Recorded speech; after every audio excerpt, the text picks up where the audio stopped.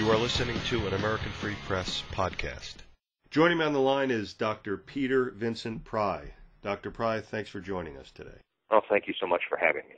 Dr. Pry, we have done several interviews in the past, and you graciously allowed me to refer to you as Peter, so I'll continue doing that. Peter, the last time we spoke, and I just mentioned this to you just a moment ago before the interview, believe it or not, if this is correct, which I don't have any reason to doubt it isn't, the last time we spoke was about 5 years ago, and it seems like yesterday for me. I really can't believe that it's been 5 years, but like I said, I'm going to have to believe it. And 5 years ago, you were the executive director of the Task Force on National and Homeland Security, which of course educates as many people as possible about the danger of EMP, electromagnetic pulse, as it exists today. And I want to get into that in great detail. I want to get into a couple of articles that have appeared over the past couple of days. One in the Daily Mail, how North Korea could wipe out electrical networks across the U.S. with a high-altitude EMP blast, and also another article that just appeared by Fox, millions of American lives could be at stake as North Korea threatens to attack power grid.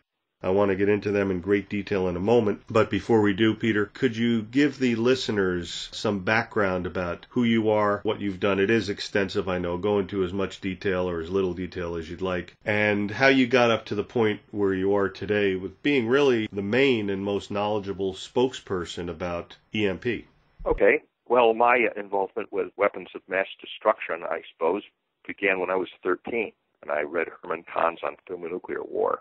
And I decided that that's what I wanted to do with my life, to try to save mankind if I could, and my idealistic youth from being blown up by nuclear weapons or destroyed by chemical or biological weapons. So I prepared myself for a career at the CIA.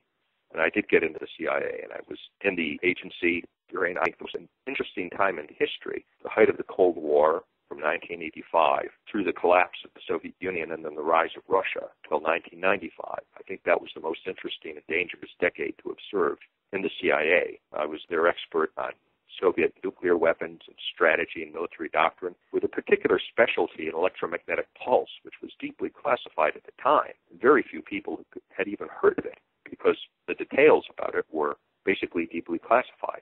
Then I left the CIA in 1995 to serve on the professional staff of the House Armed Services Committee. There's professional staff and personal staff. I wasn't on the personal staff. I was a subject matter expert working for all 60 members of the committee with a broadened agenda. I was still working nuclear weapons, biological, chemical weapons of mass destruction, EMP, but also NATO enlargement, terrorism, very broad agenda. And I had the opportunity to educate some members of Congress on the EMP threat, and they started holding hearings on that from 1995 to 2001 and accumulating evidence on the idea that countries like Iran and North Korea might be interested in getting the bomb, not just to blow up a city, but to make an EMP attack, which would be far more devastating, captured the attention of the Congress. So they decided to stand up a congressional commission in 1991. So I left Congress at that time to become the chief of staff of the Congressional EMP Commission, which worked from 2001 to 2008, looking at the EMP threats from rogue states like North Korea and Iran and from Russia and China. And we did conclude that just based on unclassified literature, that they were definitely planning EMP attacks against the United States. Most importantly, we came up with plans for protecting the United States from EMP, cost-effective plans to harden the electric grid, telecommunications grid, infrastructures for food and water so that the country could survive an EMP attack, or one of the things the Commission came up with, an EMP event from nature, because nature can cause an EMP catastrophe worldwide by means of a geomagnetic superstorm like the 1859 Carrington event. About once every 100, 150 years, there's a geomagnetic superstorm. Last one was in 1859. NASA estimates that the next one is likely to be 12% per decade, so that within our lifetimes or that of our children, it's a virtual certainty that if the North Koreans don't get us, the sun will with a natural EMP event. Subsequently, after the EMP Commission went out of business, I became the executive director of the Task Force on National and Homeland Security, which is a congressional advisory board dedicated to trying to educate public and policymakers about EMP, cyber threats, physical sabotage, protect our critical infrastructures from all of these threats.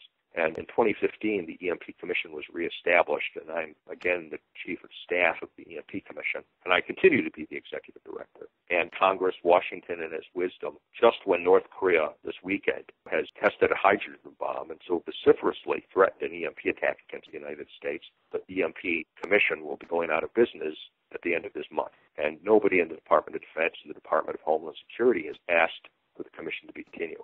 Only in Washington would it be possible to have something like this happen, where the EMP threat is looming larger than ever, and Pyongyang is actually threatening EMP attacks against us now, and Washington's response to this is to let the EMP Commission go out of business.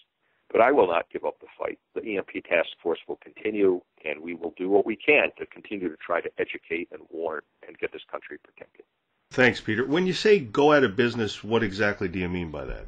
Well, the commission will be allowed to terminate. There'll be no money to carry on its work. Security clearances for the commissioners will terminate. I put in an email question this morning with the Department of Defense to ask Dr. Graham, who's the chairman of the EMP Commission, my boss, and I were supposed to have meetings in Washington this September, and I've had to ask if they're going to pay for the travel expenses. Oh, do I have to pay for it out of my own pocket now, since they're so close to closing it down? Of course, I will pay for the expenses of P Commission out of my own pocket if necessary, but this is the kind of only in Washington moment that you can have on such a crucial thing. We have plenty of funding for all kinds of absurd things, educating our Marines to be sensitive to people who have transgender identity problems. $2 billion a year we give away in foreign aid to Pakistan. Why we do that when they harbored Osama bin Laden, they're a nuclear weapons state, they hate the United States, but our State Department, our government can rationalize spending $2 billion a year on Pakistan. But can they come up with money, which is about $1.5 million a year, to support the EMP Commission, to try to protect the American people from an EMP from North Korea or Iran or an EMP from the sun? Apparently the answer to that is no. That's how Washington works. It's disconcerting when we see what D.C. does, but in this case, EMP is kind of a straightforward process. Even a layperson could understand what it is. If you could, explain for the listeners in the broadest terms that you feel comfortable with, what is EMP, how does it work, and how could North Korea pull it off, and what would it do? Sure. An electromagnetic pulse, Physics 101. Basically results. It happens because a moving magnetic field will generate an electric current in a wire, all right? A moving magnetic field will generate a current in a wire. So if you know how a lawnmower works, you know how an EMP can happen. You know, you pull a cord on a lawnmower, and it spins a bunch of magnets called a magneto, and that creates a moving magnetic field. And the magneto, the cluster of magnets that's rotating from your pulling on the cord, is surrounded by a coil of wires. And the magnets make electrons move in those copper wires. And this creates a small electromagnetic pulse that you can see as the spark in your spark plug. And that makes your lawnmower run. Now, the Earth is a giant magnet, and it's surrounded by a magnetic field that we call the magnetosphere. The Earth has a north and south pole, just like a real magnet. Now, when you detonate a nuclear weapon up above the atmosphere, in the magnetosphere, gamma rays and the expanding fireball will do things to the magnetosphere that basically set it in motion, and it creates a moving magnetic field.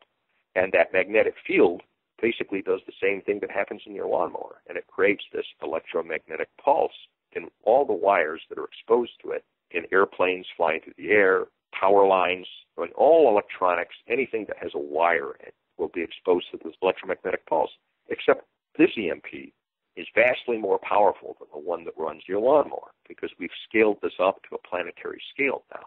For example, in the case of a super EMP weapon, such as North Korea probably has, can generate 200,000 volts per meter in a wire. That means that every meter of length in your target gets 200,000 volts inserted into it at the speed of light.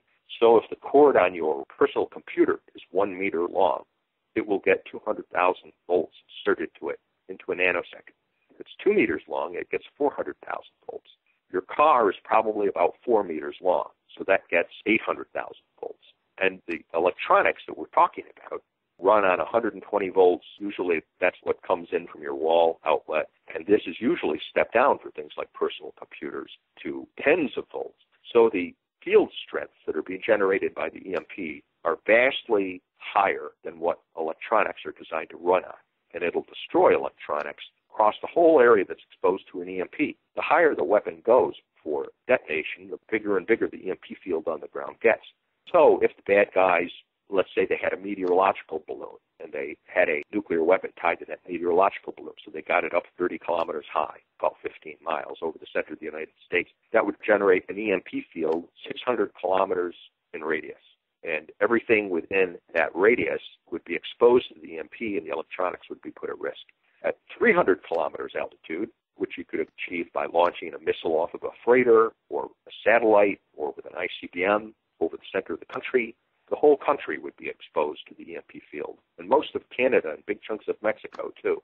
And so all the electronics within that field would be at risk, and electronics outside that field, too, frankly, because the EMP will follow electric power lines, even if they go outside the field and cause destruction outside the field. Now, this is not just an inconvenience. It's not a temporary blackout. The kind of destruction that happens is not the kind that can be repaired. Not when you're talking about millions of electrical equipment of all kinds, including extra high voltage transformers, which it takes 18 months to build one of them. We don't even make them in this country anymore. There's thousands of these EHV transformers in the country. If we just lost the EHV transformers, there'd be no coming back from that, let alone all the other electronics that we need to survive as a people.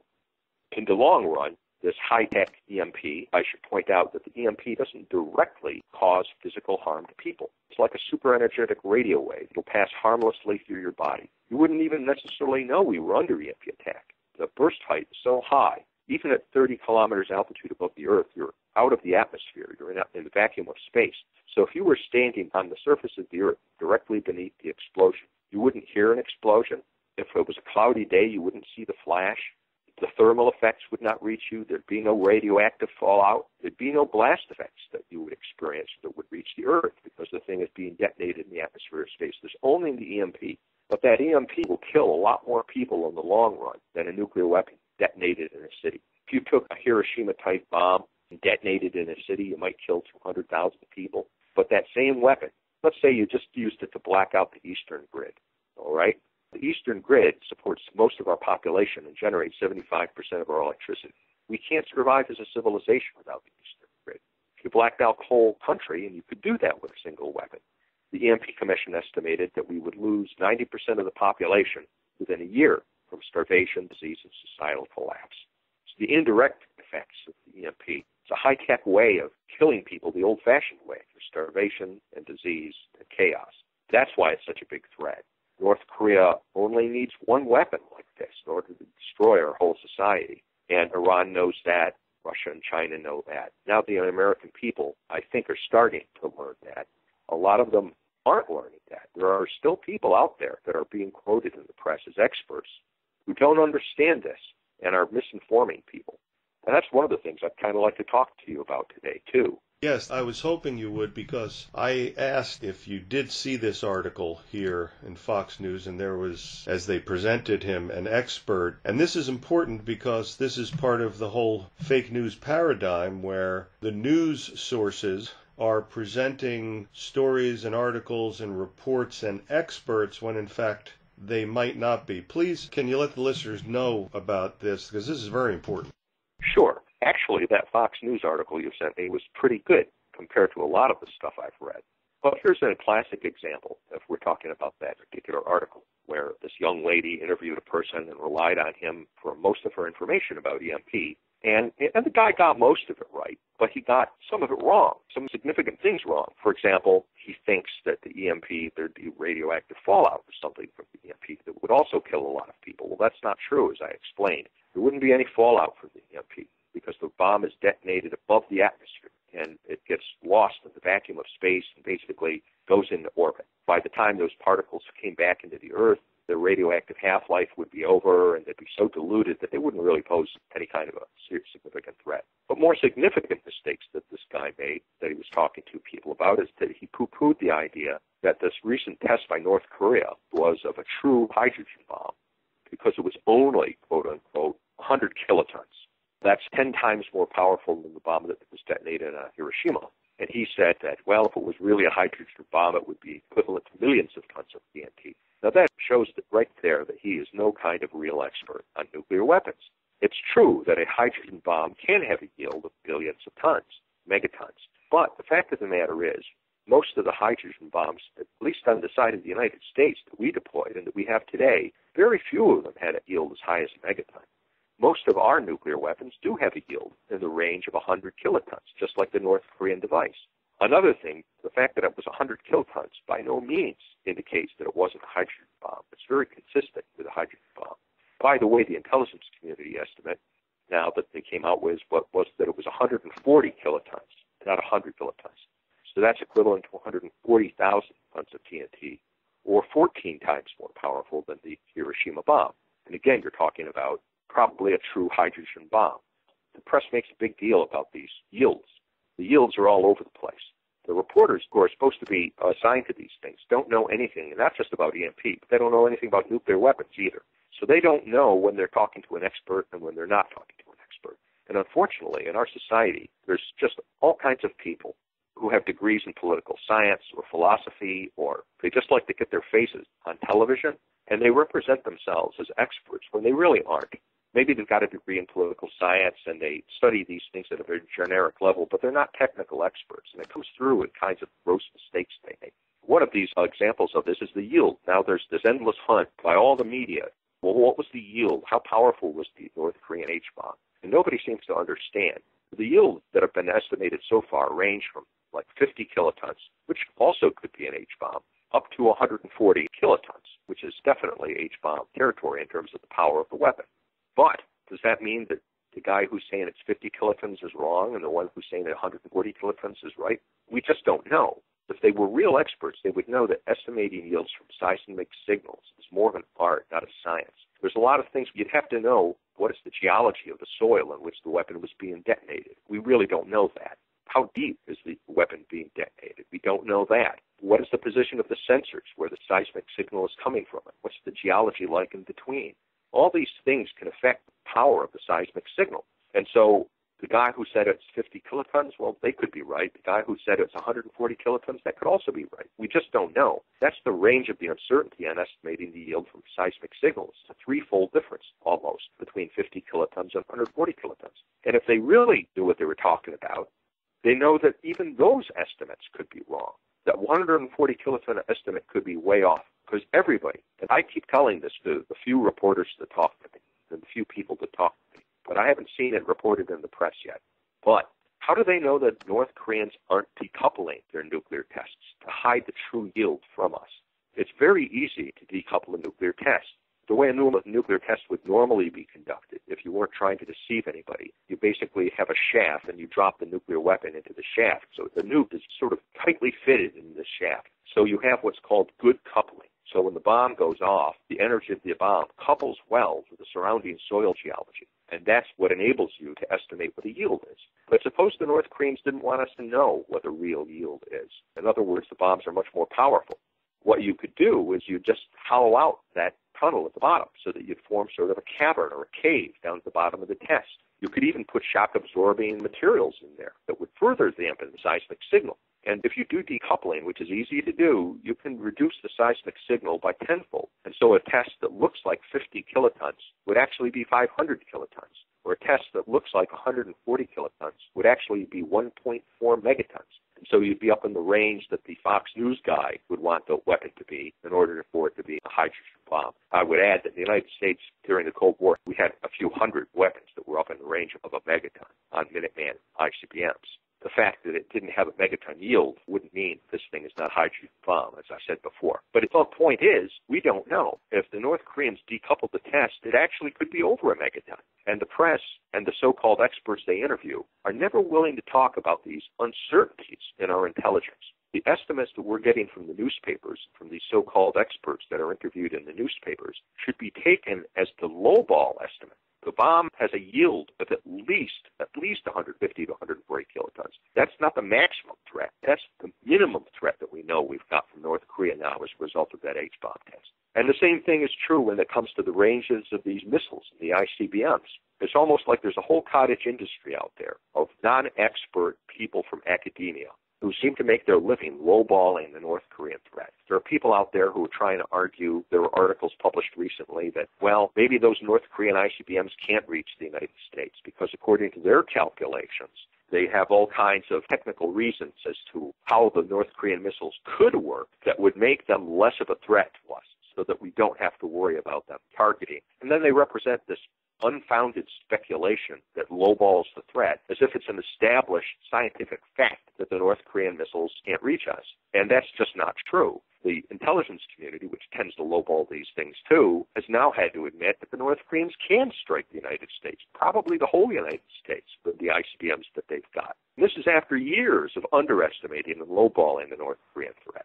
The guy I interviewed in Fox News, by the way, also used that as an excuse to not face the fact that North Korea has a hydrogen bomb now. A few weeks ago, after the intelligence community was surprised by the second North Korean ICBM test that demonstrated they could reach the United States, the intelligence community came out with a whole bunch of estimates where they upped their estimate of the threat, which in effect admitted that they had committed a huge intelligence failure. Now the intelligence community is saying, yeah, the ICBMs can reach the United States, that instead of having a few nuclear weapons, the intelligence community is estimating North Korea has at least 60 nuclear weapons.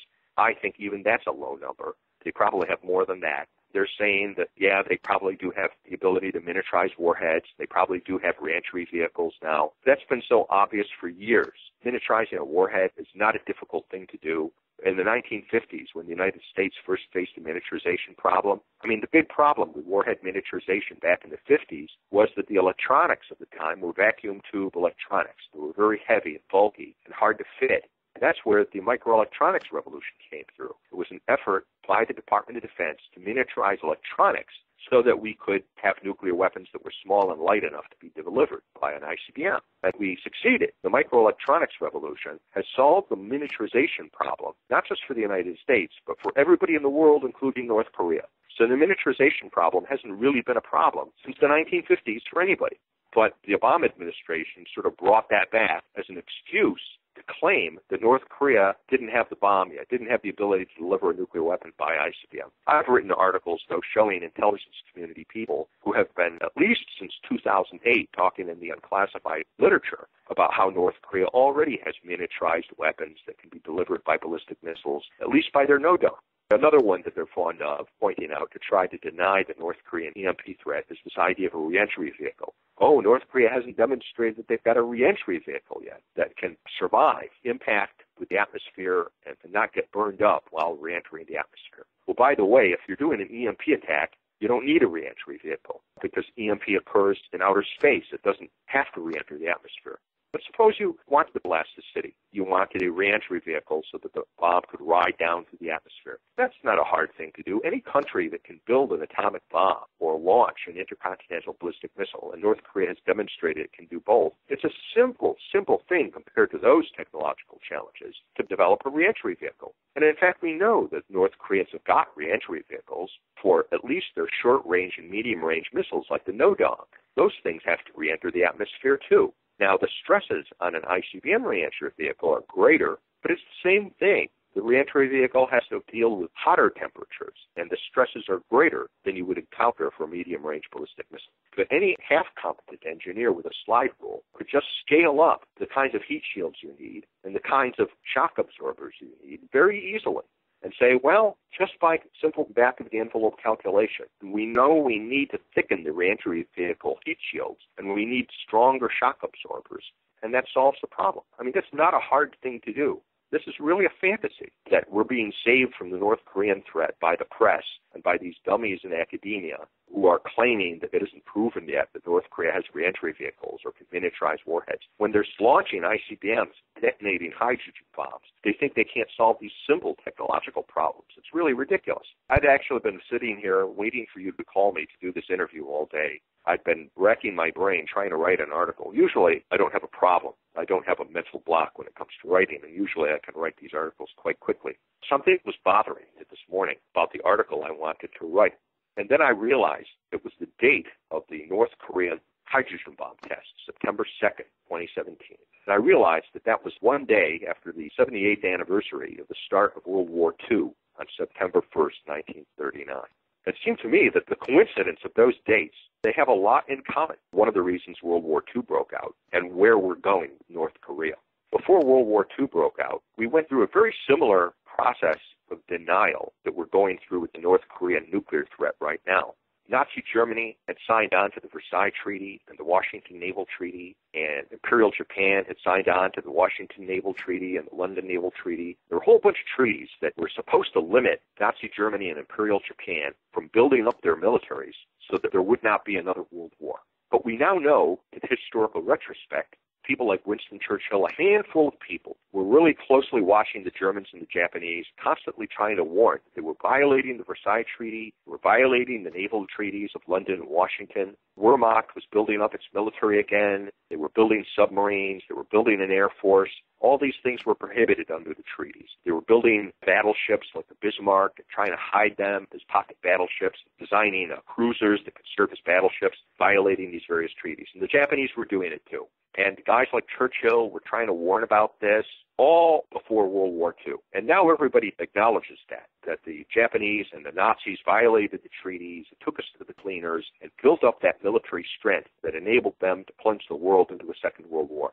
But one of the things that gets less talked about, that we've kind of forgotten about, is that the Germans and the Japanese had a lot of help from our side, concealing their violations of these treaties. Why wasn't Churchill listened to? Well, the reason he wasn't listened to is that for every Winston Churchill, there were 10 other guys, 10 other so-called military experts or reporters or people who were so anti-war because of the horrific experience of World War I and had so little trust in the judgment of governments in London and Paris and Washington that they were determined at all costs to deny that Nazi Germany and Imperial Japan posed a threat to the West and that there could be another world war.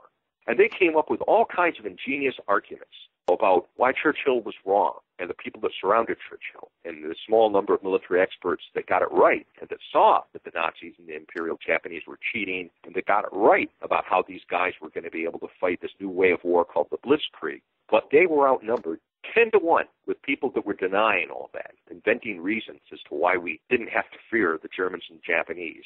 Some of it was just on the technical level, where these people were incorrect and would come up with all kinds of technical reasons to try to claim that, well, the Bismarck really isn't a battleship after all, and come up with ways to deny that it fit within the limits of the Washington Naval Treaties, as example. Or others who would say, well, even if they're violating the treaties, it doesn't matter because the Versailles Treaty was unjust and we have to appease German nationalism. And if we appease German nationalism, the threat will go away.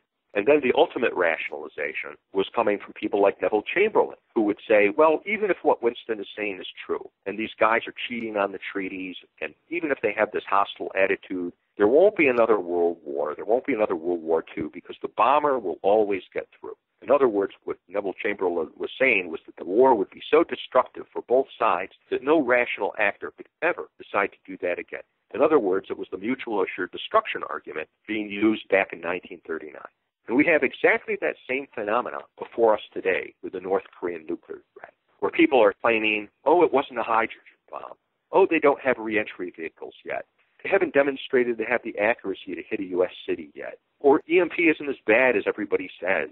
But this is one of the other preposterous things I've seen from people who are interviewed. Jeffrey Lewis, for example, knows nothing about EMP. He's the director of the Monterey Institute, which is one of the favorite places the press likes to quote the so-called nuclear weapons experts. Jeffrey Lewis has a degree in political science and philosophy. He's never worked for the Department of Defense, for the intelligence community, or even for any defense contractors on nuclear weapons, and certainly not on EMP. He knows so little about these things that just a few months ago, he was on national public radio and laughed at the idea that North Korea could perform an EMP attack against the United States. He laughed at it. And Monterey Institute is still in denial about the idea of an EMP threat from North Korea, even after the North Korean government has announced that they have a weapon for doing super EMP attacks against the United States.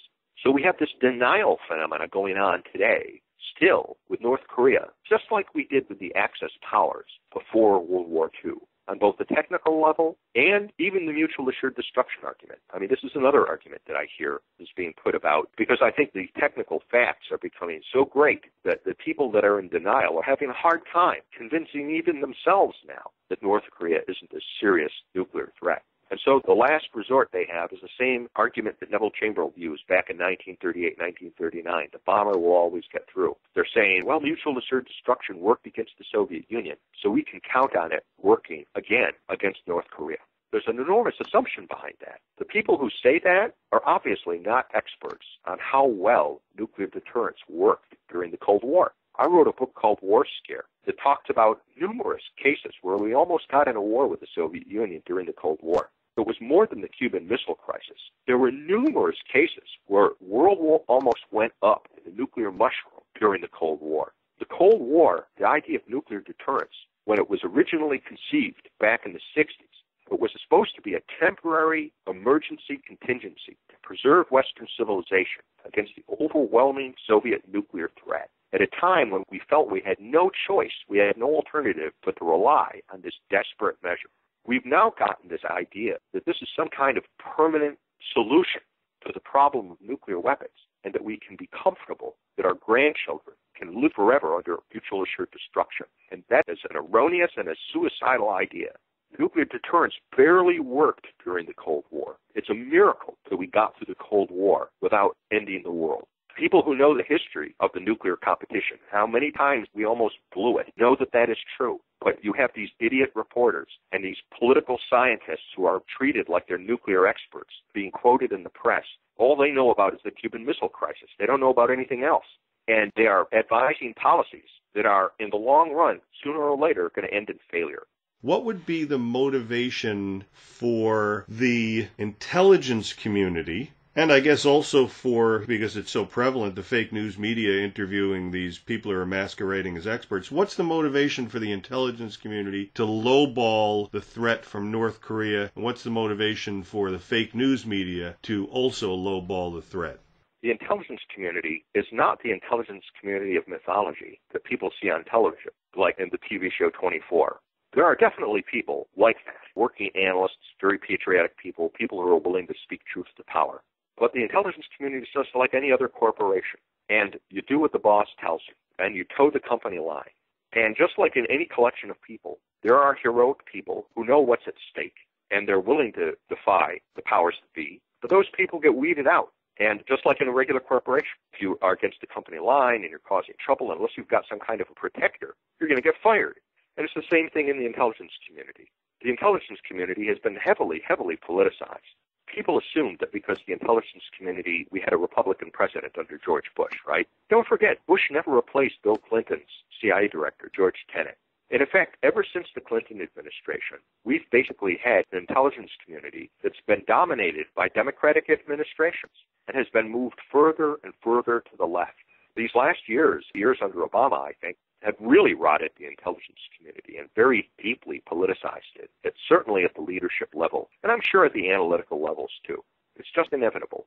Let's take an example of this. I mean, look at what happened to General Kelly. Here's a guy who was fired by the Obama administration. He was the director of DIA because he would not go along with lowballing the estimates, not just from North Korea and Iran, but across the whole spectrum. Kelly basically had very different views on what the real threats were, and I think he was right about most of them.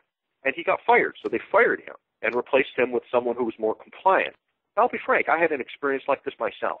Let me tell you a little anecdote. Maybe we don't have time, but it's the first time I'll have told anybody this. This is a personal experience I had when I was a CIA analyst. And I got awards for being a CIA analyst. I was considered one of their top analysts. I got an award when I finally left that had never been awarded to anyone else before. So I had top honors as a CIA analyst. And this is one of the things that moved me to leave. And I've never told this to the media before. But the reason I left was because I saw the writing on the wall of the politicization that was happening in the CIA under the Clinton administration. Bill Clinton wanted the Russian nuclear threat to go away. The Cold War was over. He didn't want to have Russia perceived as being a threat anymore, especially not in nuclear weapons, because Clinton deeply cut the U.S. defense budget at that time.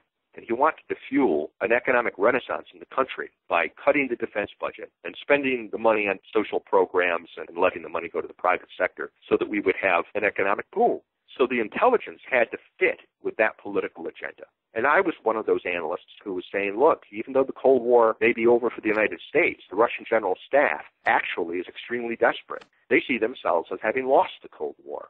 A lot of these guys still believe that the Cold War is on. And at some point, the United States is going to try to nuke them to complete the victory of the Cold War. because that's what they would do. If they were in our position and they were on the verge of completing the victory in the struggle between capitalism and communism, they wouldn't let us continue on. If we had lost NATO, if our economy was in ruins, if our military was gutted, they would finish us off. They would complete the victory. And that's what they think we're going to do. And so we're actually in a greater threat right now of a nuclear exchange with Russia than we were before. That was my position. That's what I was trying to warn these people about. And I was supported in this by good people, the handful of good people that are there. They're willing to speak truth to power. But we got a new office director, a new person was assigned to be my boss's boss's boss way up in the chain. And this person was taking orders from the Clinton administration.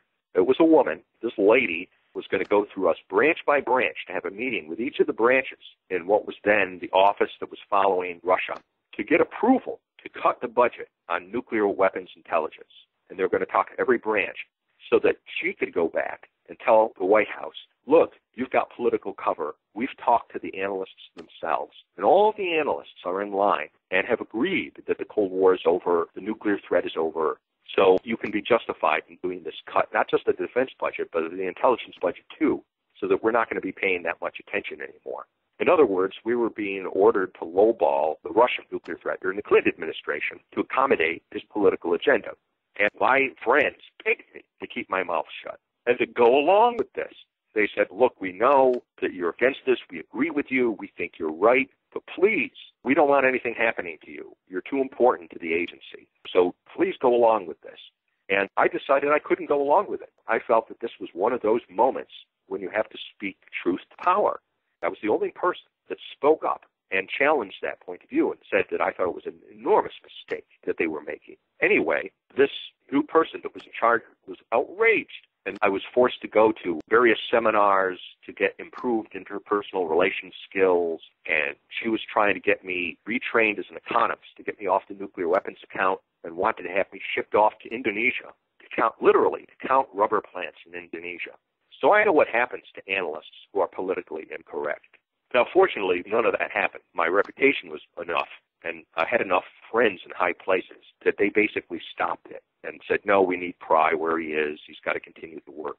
But I could see the writing on the wall there. That was one of the reasons, frankly, that I left the CIA and I went to work for the House Armed Services Committee. I mean, another part of the reason is that as an intelligence officer, you get to describe the threat, but you're not supposed to make recommendations about what to do about the threat, how to solve the threat.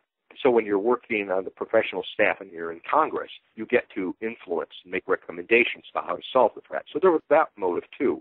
But the political correctness that came on during the Clinton administration that has continued. So the short answer to your question is, why would they lowball these threats? Because they're doing what the administration has wanted them to do. Just like a corporation, they salute and do what the boss says. There are going to be some heroic people out there who will oppose it, try to speak truth to power, but they get fired, they get retrained and sent off to Indonesia to count rubber plants. All kinds of things happen to them. There's always other people who have no consciences and are only interested in rising in the corporation who are willing to say whatever is necessary to make that next promotion, to get that extra great money, to get a little closer to working in the White House and realizing their ambitions and dreams. And they will do whatever they have to do. And unfortunately, most of Washington is like that. They will say and do whatever they have to do. That's why the American people want the swamp drained, because the real Washington, we're coming to realize, is not like in the movies. Most people, even in the intelligence community, are not like the heroes portrayed in 24. They are, unfortunately, more like people that work in the IRS and the Environmental Protection Agency or in any other federal bureaucracy, and they are not serving the American people well. To put a finer point on it, look at General Clapper. He was the Director of National Intelligence. I mean, that guy, it's unconscionable. In 2013, during our nuclear crisis after, I think it was the third or fourth illegal North Korean nuclear test, there have been so many of them, I've started to lose count. North Korea started making threats to make nuclear missile strikes against the United States back then in 2013.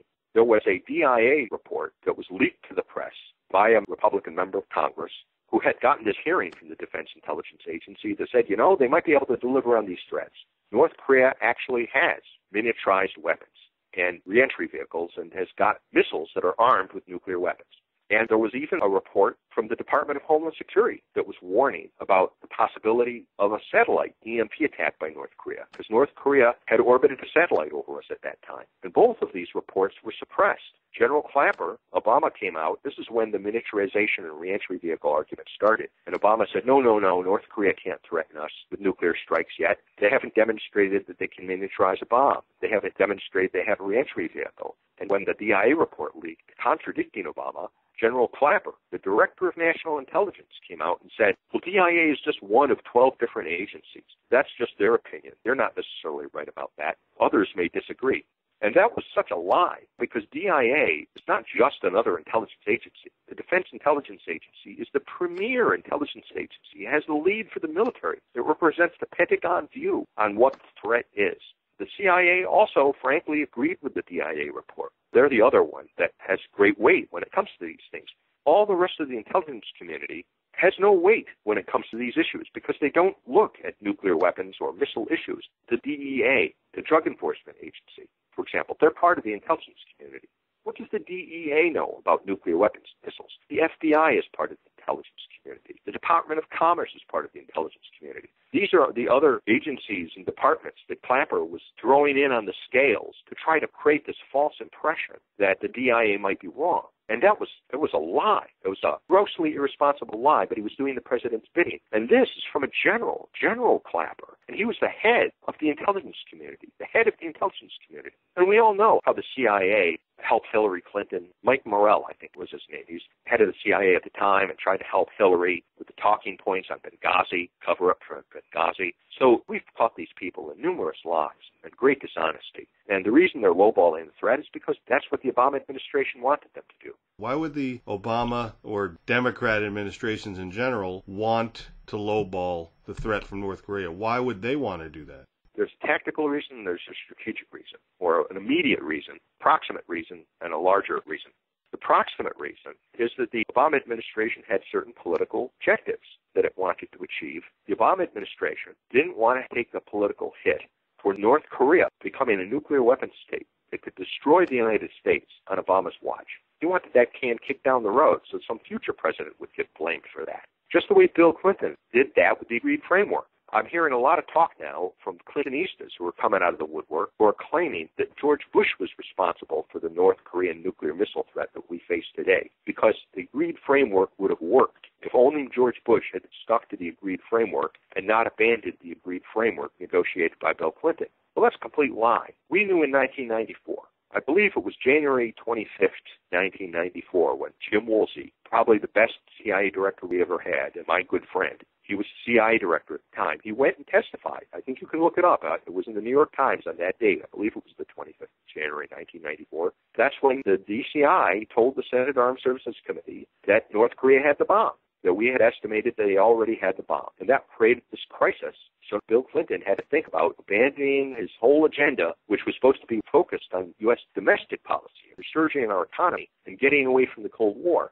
North Korea was never supposed to get the bomb. And so for about 6 months, it was actually contemplated by the Clinton administration about going to war to stop North Korea from getting the bomb. But I was actually there. I was on the professional staff at the time when Gary Seymour on the White House NSC staff came over and gave us this peace in our time moment. And he said, the crisis is over. We're going to negotiate an agreed framework with North Korea, and they're going to give up the bomb. Well, I was on the North Korea Advisory Group all through the 8 years of the Clinton administration. And they were cheating on that agreed framework, and we knew it. And I told everybody in the North Korea Advisory Group, tried to tell the press, and the press wasn't interested.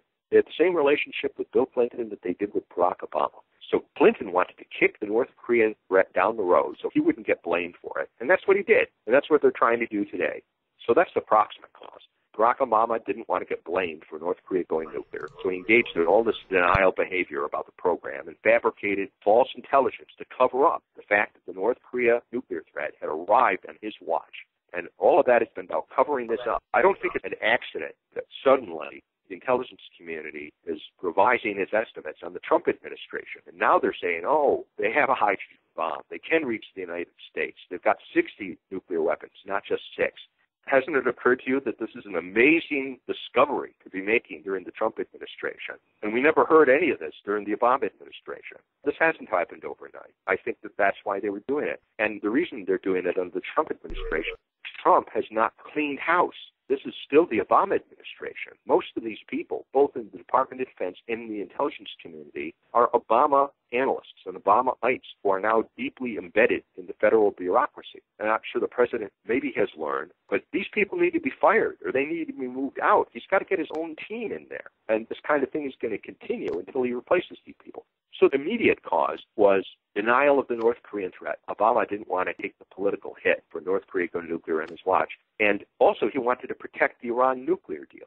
Because if Obama admitted that North Korea had successfully cheated on the agreed framework and had become a significant nuclear threat to the United States on his watch, what would that do to the Iran nuclear deal? The Iran nuclear deal was even worse than the agreed framework. It had a much poorer verification regime than the agreed framework had. In every respect, if you compare the agreed framework to the Iran nuclear deal, they were weaker. And the Iran nuclear deal is patterned on the agreed framework. The Iran nuclear deal, just like the agreed framework, is not a treaty. It's an executive order that was promulgated by the president. It did not have to go through the constitutional process of a hearing and review by the Senate to see whether this thing could be verified, whether it was in America's interests. And they wanted to avoid that in both the case of the Iran nuclear deal and in the case of the agreed framework because they could not withstand close scrutiny by experts who advised the Senate. And they would say, this is a bad deal. This is just a way of guaranteeing that North Korea would get the bomb in the case of the agreed framework and of guaranteeing that Iran will get the bomb if they already have it in the case of the Iran nuclear deal.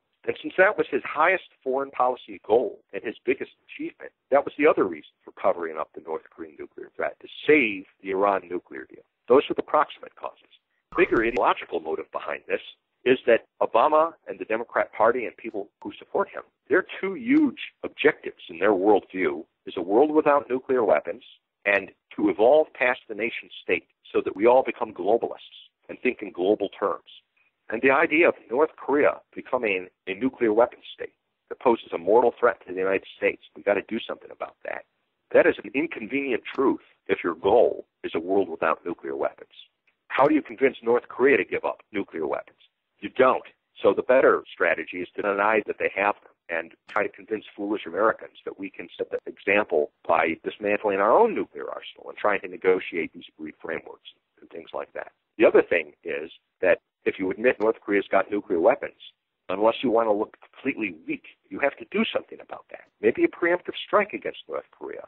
Even if you try to solve the problem through negotiations led by the United States, that's not a globalist answer.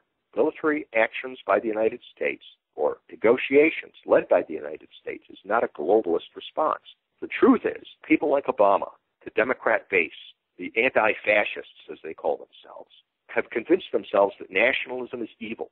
Nationalism is what caused World War I and World War II. We have to get past nationalism. That's why the idea of no borders appeals to them.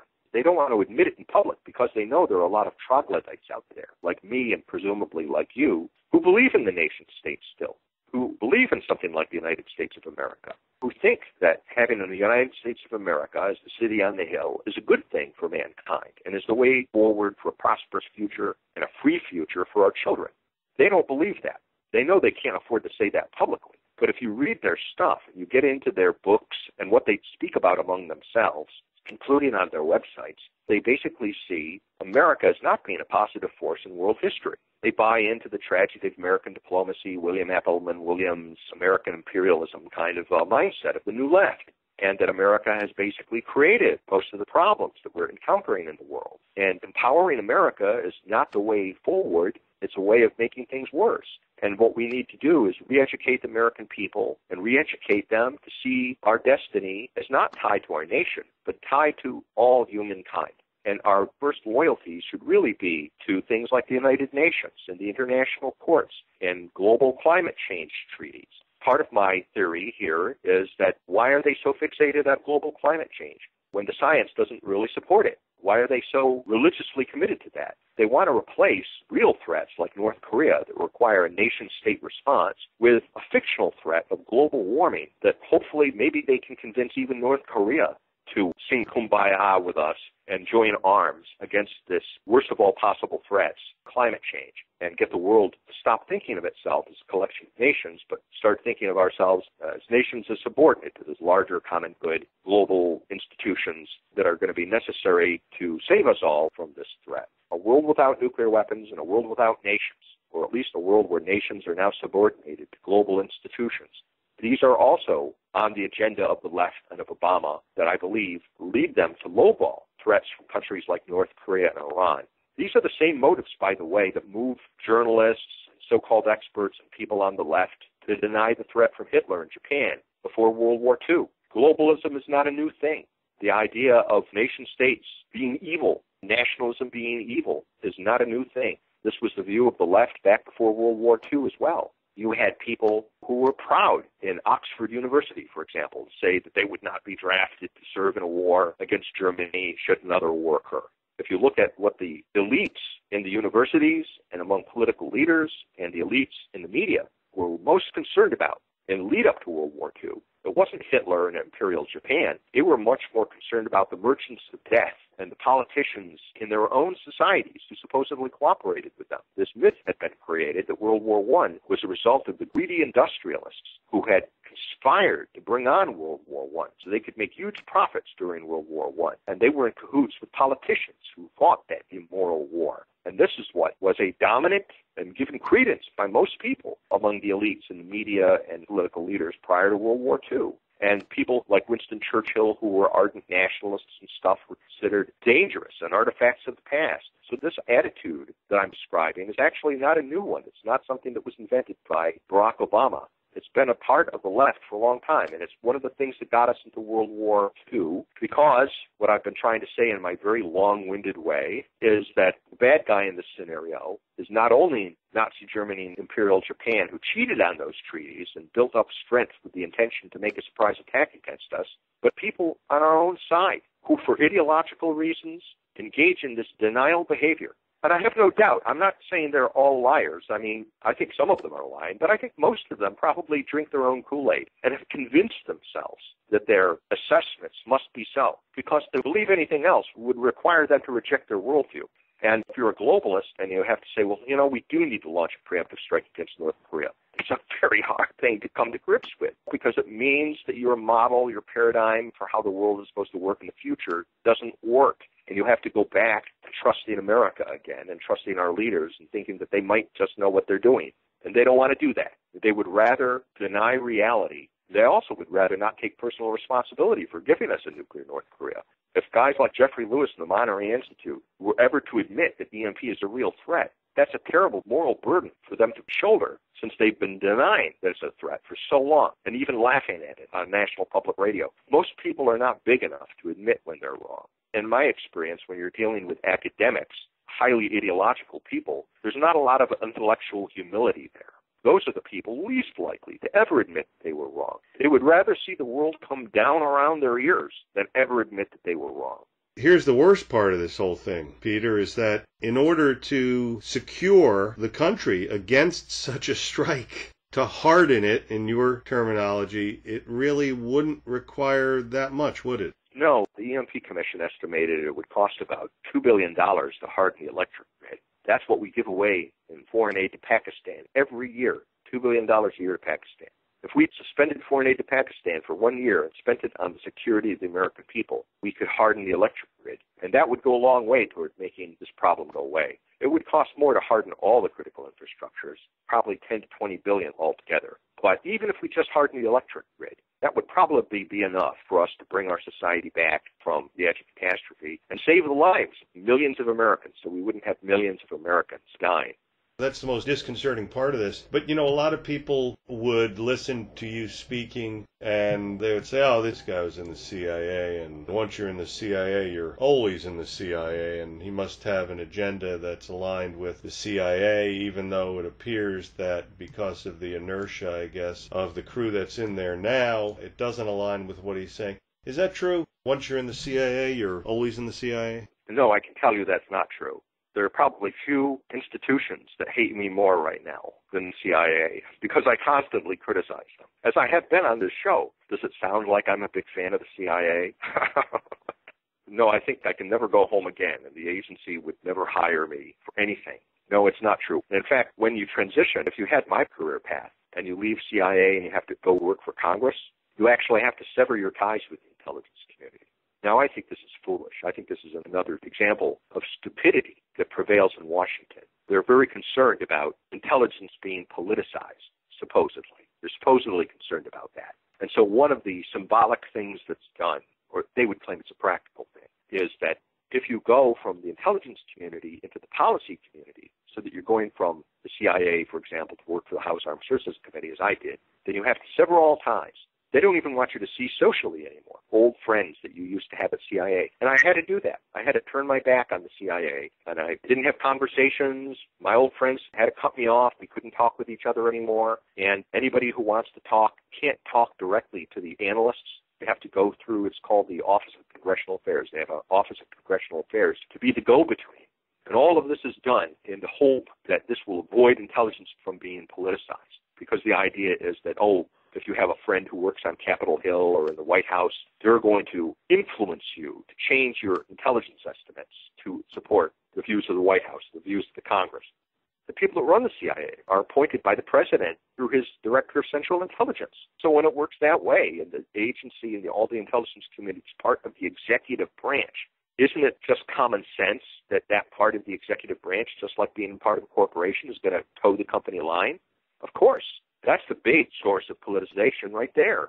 So this idea that the little guys, the analysts, when they leave, that they can't be friends anymore with their former analysts who worked at the CIA, I mean, it's just absurd. That's another long answer to your question. I apologize for taking so long. No apology necessary. There are people concerned that North Korea can do something. I think from what you've been saying, there is a great possibility that they have damaging weapons of mass destruction and that they can detonate them at a high enough altitude to even take out the entire country. What do you think, from knowing what you know, from analyzing weapons of mass destruction and EMP for all of these decades, how do you think this is going to unfold with North Korea? Well, my assessment is based not just on following what North Korea does, but it's also based on following what we as a country do and failed to do in the past, and what Western democracies have tended to do historically. I think we're going to continue to deny the threat as long as possible. There's a bigger story here than North Korea, by the way, that isn't being seen. North Korea is not the only part of the problem. North Korea is the pawn that's being used by China and Russia in a geostrategic chess game against the United States. A new Cold War is being waged against us, and we're not entirely aware of that yet. North Korea wouldn't have these capabilities. It didn't develop these capabilities on its own, indigenously. These capabilities are based on Russian and Chinese technology, both their missile technology and their nuclear technology. And that should be obvious if you just look at how quickly North Korea has come into the possession of these highly advanced technologies. With strange credulity that North Korea could have done this on their own. And we even know that they could do this on their own. The TELs, for example, that carry their mobile ICBMs, they forgot to take a Chinese logo off of one of the TELs when it was in the North Korean parade. We could see the thing was provided by China. We've picked up ballistic missile boosters from the ocean, and we know that parts are not made in North Korea. They're made in China. They're made in Russia. They're made in West European countries that the Chinese and the Russians help them get through front companies and things like that.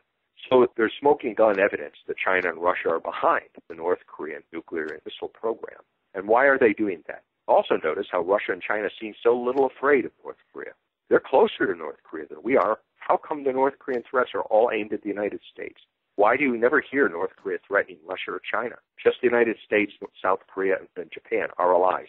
Well, that's because there's a tacit alliance between North Korea, Russia, China, and I would add Iran. That is the new bloc, the new nuclear axis against the United States and the Western democracies.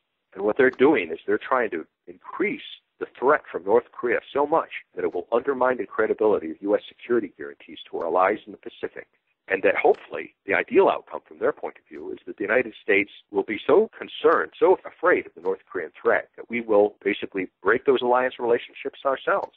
That President Obama's lead from behind posture will turn into isolationism. The United States will withdraw from the world, both in the Pacific and Europe, that we will no longer be the world's sheriff, the global policeman, and we will abandon those responsibilities and protect just our own shores. And it will change the world order. It will change the world order from one that's been dominated by the United States and Western democracies to one that can be dominated by China and Russia and North Korea and Iran.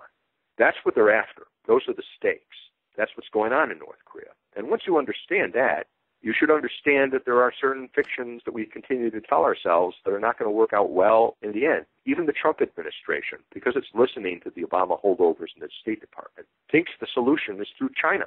And we keep talking about, well, can we pressure China to pressure North Korea? Can we beg China enough? We've tried carrots and sticks with China to get them to help us with North Korea. And we've tried that for 25 years. And it hasn't worked for 25 years because China is part of the problem.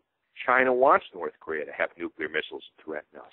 The economic stakes that we're so concerned about, we tell ourselves, well, surely it's going to cost China so much in trade with us that they'll back off. China does not think like us. China and Russia and these other countries, they're not primarily about economic prosperity for their people. They're not primarily about making a buck. These are, to put it politely, national security states. Put it less politely, military dictatorships.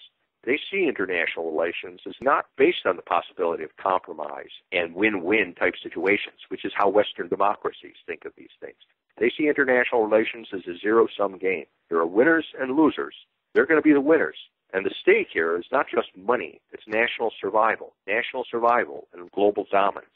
And they're willing to make enormous economic sacrifices. They're probably willing to sacrifice millions of lives to win that game. So this business about us going to China is not going to win. I guess the way I see this playing out, to give a short answer to your question, is I'm afraid, historically, the way these things have played out, is we usually continue to engage in denial behavior and come up with fantasy solutions like hoping China will rescue us. This is our Rhineland moment. There was a time before World War II when it could have been stopped, when Hitler took the Rhineland, when he was testing the political will of the Western democracies. But he had not yet built up his military forces to such a level that he could have prevailed in a World War II. There's pretty much a historical consensus now that if the Western democracies had crushed Hitler when he took the Rhineland, that would have avoided World War II. I think this is our Rhineland moment. North Korea hasn't built up its ICBM capabilities yet. So it's got 2 satellites over us. It's got maybe a dozen ICBMs. This is the moment where it's testing our political will. And not just North Korea, but China and Russia are looking to us too to see what we will do. How will we respond to this threat? If we just continue like Neville Chamberlain to hope that we can find a peace in our time moment in negotiation, this is going to blow up, I believe, into far more than North Korea. It's going to be giving a green light to China that they can get away with taking over the South China Sea, maybe invading Taiwan, taking over Taiwan, pursuing their wildest goals against our allies in the South Pacific, against the Philippines. Even if they just take the South China Sea, that's a disaster for us and for our allies. Most of the world's trade in oil to North and South America and to Asia flows through there. It would become a Chinese lake. I think it would give a green light to Russia to reconstitute the old USSR, to invade the Baltic states, to finally take over Ukraine. They've been testing our will in Ukraine, by the way. That's what that's all about. They've been crucifying Ukraine for a couple of years now to gauge how serious is NATO. What is NATO going to do? I don't think that Russia would stop at the Baltics. I think they'd want to reconstitute all of the USSR, take over Kazakhstan and Uzbekistan and all those other countries. It'll give a green light to Iran. We've already basically given a green light to Iran. What hasn't Iran gotten away with? Iran is realizing its wildest ambitions under our nose. There's 100,000 troops in Iraq. Iran practically has taken over the crescent that goes from Iran to Iraq to Syria. I think it could blow up into a world war. And I'm afraid it will if our own pattern of behavior continues as it has in the past. If past is prologue, then I see this as heading toward a world war because we are sending all the wrong signals to our potential adversaries at the wrong time. And I hope I'm proven wrong. I hope President Trump finds the Winston Churchill in him and stops Hitler dead in his tracks in the Rhineland. It wouldn't take that much. I know everybody is afraid that if we take any military action against North Korea, that it will blow up into a nuclear conflict. That's the excuse that's being used. That's the excuse that's been used for 25 years. Think about that for a moment. Think about that. If it were true that by taking out 12 ICBMs and 2 satellites in surgical strikes, that would be enough for Kim Jong-un to make, let's say, an EMP attack against the United States and escalate by blowing up Tokyo and blowing up Seoul. If that's all it would take, do you really want to wait for Kim Jong-un to build 100 ICBMs? Just think of what he could do then and what he would do then if he's that unstable, if he's that irrational, if he's that incapable of knowing limits. I believe that Kim Jong-un is Caligula armed with nuclear weapons. But I also think that he would be deterred, that he would understand that if we just took out those 2 satellites and took out his ICBMs, that he would realize that if he escalated and tried to kill millions of our lives, tried to kill millions of Americans, that would be the end of him, that we would turn his country into a plate of glass. So I think that the prospects are excellent, that we could get away with that limited surgical strike, and it would avoid World War IV. I'm going to call it the Cold War, World War III. That it would avoid this new world war that I'm talking about. That's not just about North Korea, but about aggression all over the world. Because it would also show that the world has turned, that there is a new sheriff in town, that we do have a Churchill in the White House for a change, and that we're going to stop Hitler at the Rhineland. And I think Moscow, Beijing, I think they've demonstrated, for example, by wanting to go through proxies, fight this war through proxies like North Korea, that they are very cautious. They're very aggressive. They're very evil. They will take us out if they can, but they're also very cautious. They're not prepared to sacrifice themselves. That's why they're trying to do this through puppet North Korea. But if we show some strength, just a little bit of strength now at this crucial strategic time, that we can avoid the global holocaust that I fear is coming. Will we find that strength? I don't know. I support Trump because him and Ted Cruz were the only 2 people that I saw as having that kind of strength, that we might have a Churchill in the White House. It remains to be seen. You were right. I do support not just Trump. I voted for him, and I'd vote for him again, and I would hope that these people just give him a chance. But I also support the idea of the United States of America as that shining city on the hill. It sounds like, from the way that you described it, that we're up against some pretty brilliant geopolitical strategists in Russia and China. Would you agree with that? Yes, I do. I think Vladimir Putin is a real, and the people that surround him. Here's a guy who's a former KGB agent, and he's listening to his KGB and his general staff, bitterly disappointed. He's like Hitler. He is like Hitler in a lot of ways. One of the reasons Hitler wanted to win World War II is because he had lost World War I. Germany had lost World War I, and Putin is the same way. China, Russia, Iran, North Korea, they're all chess players. They're much more realistic than we are in some respects, too. Because they're totalitarian and authoritarian states, their leaders don't change every couple of years. They have the same team that gets to study us all the time and think about us and plan their next move. Whereas we're changing teams all the time at the top and all through it. So that puts us at a disadvantage in terms of playing this kind of geostrategic chess game. One of the advantages, I'm sure all the press people will criticize me for this. I've been criticizing the press so much. When North Korea wants to know what you can do with an EMP attack, they don't talk to some idiot that doesn't know anything, working for the Monterey Institute. And their military leaders know better than to do that. They talk to their real scientists and their real experts. The same with the Chinese, the Russians, and the Iranians. They at least understand the real technical capabilities of these weapons. That's why they embrace them and are developing them with the rest. Our own decision-making process, because we are a democracy, and mind you, I wouldn't change that for the world. It's what makes us that shining city on the hill. But one of the prices we pay for being a constitutional republic with a supposedly free press, I'm not really sure. I think our press is becoming less and less free as time goes on because it's owned by fewer and fewer corporations, and there's ideological factors that make so much of the press identify with just one of the political parties. But let's call it a free press. This free press is free to be the blind led by the blind. They're not a well-educated press on these matters, and they're not well-informed on these matters that are vital to our survival. On matters of, like, how powerful were the yields of the North Korean tests. I mean, just very fundamental things like that they should know. They don't know, and they don't know who to talk to find out. They talk to other people who aren't expert on it. It puts us at a real disadvantage because in addition to the usual advantages that constitutional republics have, there's a lot more disinformation on our side when it comes to the technical aspects. Now, the other side, fortunately, I think is we do ultimately, I pray God, I think this is true. I do ultimately think that our side, America, has the best ideological advantage over these other sides, in that our conception of man and the good society is true, and theirs is not.